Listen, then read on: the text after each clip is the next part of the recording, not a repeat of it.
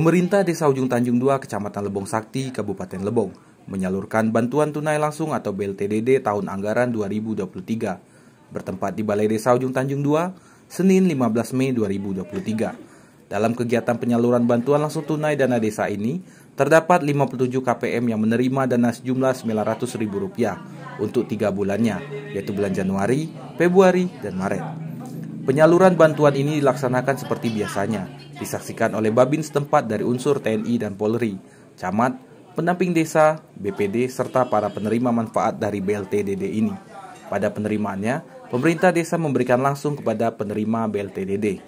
Bagi masyarakat penerima BLTDD yang memiliki kondisi tubuh yang sehat, dalam pengambilan uang bantuan langsung tunai ini tidak boleh diwakilkan, kecuali penerima yang sudah rentan atau lansia yang sakit, sulit untuk berjalan.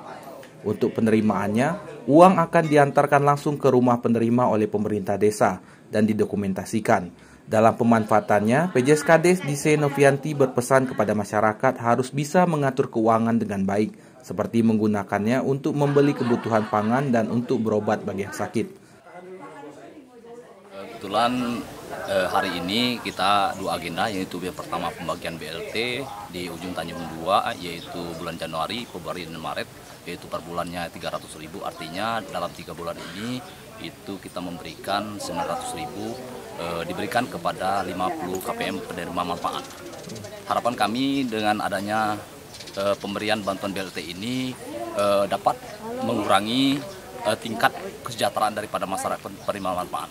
Artinya harapan kami juga selaku pemerintah Kecamatan Lebong Sakti dapat dimanfaatkan sebaik mungkin. Harapan kami juga dapat diminimalisir penggunaan dari anggaran tersebut guna seperti yang saya sampaikan di sambutan tadi, itu digunakan untuk utamakan sandang dan pangan penerima manfaat. Itu yang pertama. Kegiatan pembagian BLT tahap 1 Januari, Februari, Maret 900 kali 300 sebulan kali 3 bulan 900.